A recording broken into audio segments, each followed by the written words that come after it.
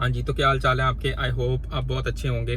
आज एक बड़ा इंपॉर्टेंट टॉपिक लेके आया हूँ। यूके के अंदर कार आपको कितना महाना कॉस्ट करती है और क्या आप गाड़ी यूके लाइसेंस के बिना चला सकते हैं या नहीं, और ओवरऑल अगर इसका इंश्योरेंस हर चीज़ डाल के आपको ये कार कितने कितने रुपए में या कितने पाउंड्स में पड़ेगी हर महीने। अगर आप इंडिया या पाकिस्तान से कहीं से बाहर से आ रहे हैं और यहाँ आके कार चलाना चाहते हैं या आप चेक करना चाहते हैं कि कार सस्ती है या बस, तो मेरे साथ रहे, मैं आपको बताता हूँ।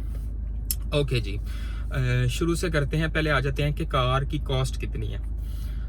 अगर आप यहाँ आते हैं तो आते साथ अगर आप कोई छोटी गाड़ी लेना चाहते हैं, for example Honda jazz, Nissan की अगर छोटी गाड़ी निसान टीडा लेना चाहते हैं आप, या एक कार का है का के नाम से वो लेना चाहते हैं, कुछ छोटी कार लेना चाहते हैं, तो वो आपको पड़ जाएगी यूज्ड कार पेट्रोल गाड़ी तकरीबन 600 700 500 से 1000 के करीब वो पड़ेगी। डिपेंड्स कि कौन सा उसका मॉडल है, कौन सा ईयर है और कितनी वो चली हुई है, क्या उसकी कंडीशन है, ये डिपेंड करता है।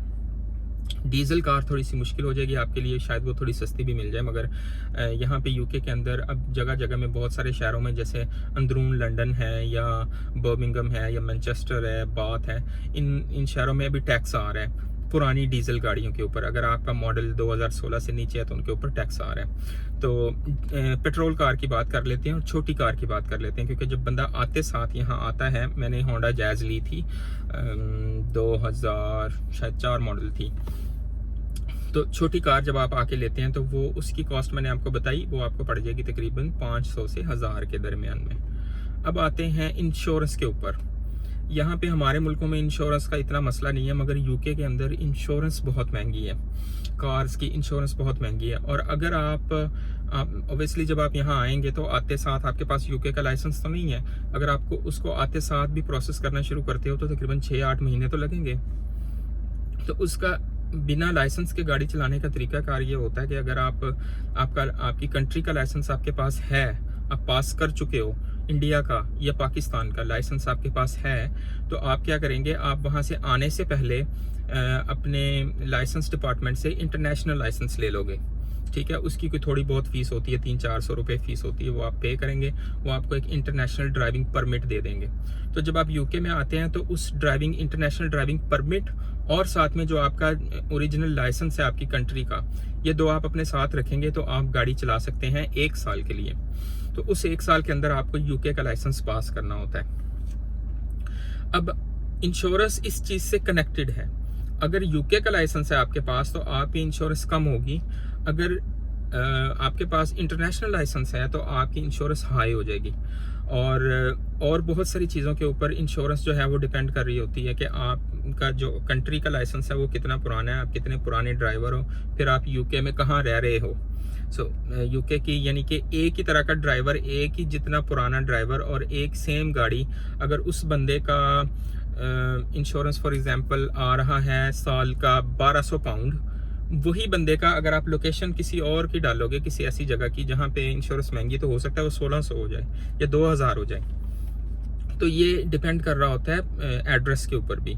जहाँ ज़्यादा क्राइम रेट है, जहाँ पे गाड़ियाँ ज़्यादा चोरी होती हैं या गाड़ियों को ज़्यादा नुकसान होता है, या जहाँ जो जगह ज़्यादा कार ड्राइविंग के लिए सूटेबल नहीं है, पार्किंग के लिए सूटेबल नहीं है, उन एरियाज़ का अगर आपका एड्रेस है, आप वहाँ रहते हो, तो आपकी इंश्योरेंस ऑटोमेटिकली ऊपर चली जाएगी।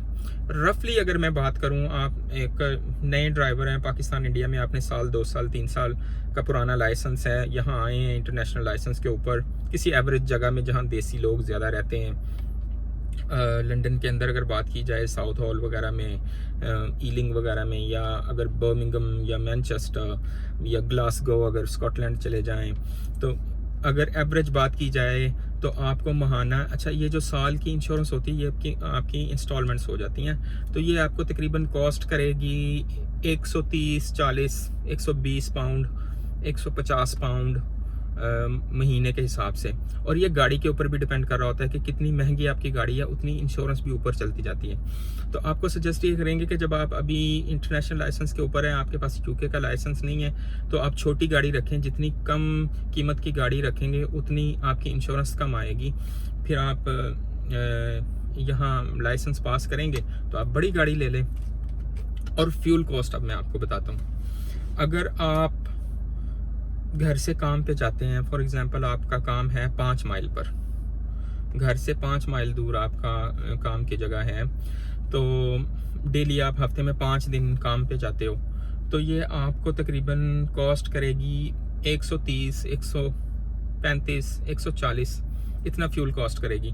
और वो जो लोग, जो पिछली वीडियो में मैंने बताया था कि आप सिक्योरिटी की जॉब्स कर सकते हैं, स्टूडेंट्स, जो मैक्सिमम स्टूडेंट्स हैं वो यहाँ आके यही करते हैं, उनके लिए गाड़ी बहुत सूटेबल है, क्योंकि उनको दूर दूर की शिफ्ट्स मिल रही होती हैं ऐसी जगह पे जहाँ आप लोकल नहीं जा सकते, और ट्रेन आपको बहुत महंगी पड़ रही होती है। ट्रेन्स यहाँ बहुत महंगी हैं, ट्रेन यहाँ जहाज़ से भी महंगी हैं, तो उनके लिए गाड़ी लेना बहुत ज़रूरी है।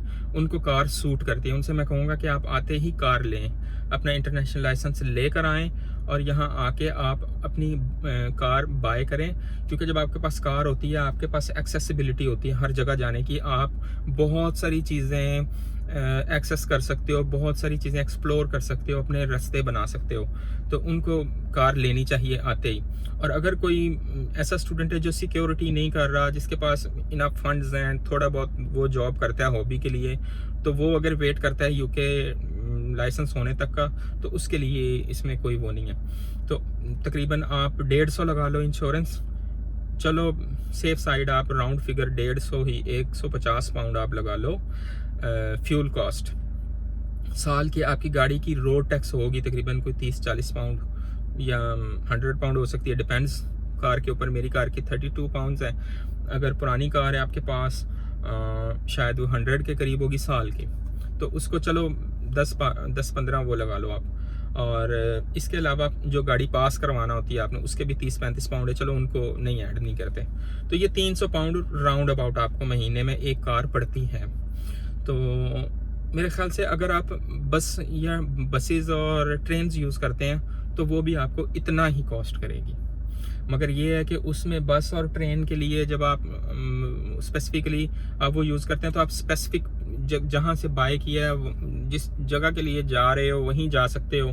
फिर आपका टाइम वेस्ट होता है, आप बस के लिए वेट करते हो, ट्रेन के लिए वेट करते हो, कभी ट्रेन स्ट्राइक है, कभी ट्रेन डिले है, कभी बस डिले है, कभी मौसम कैसे, आप चल के वहाँ नहीं जा सकते। तो मेरे ख्याल से इतना ही कॉस्ट जो आपको पड़ता है लोकल में, और उतना ही कॉस्ट आपको पड़ता है गाड़ी में, मगर गाड़ी के 1000 फ़ायदे हैं। तो ये थी आज की कार के एक्सपेंस के ऊपर यूके में वीडियो। अगली वीडियो में फिर हाजिर होंगे। अपना बहुत बहुत ख्याल रखें, खुश रहें और खुश रखें। Take care, bye bye.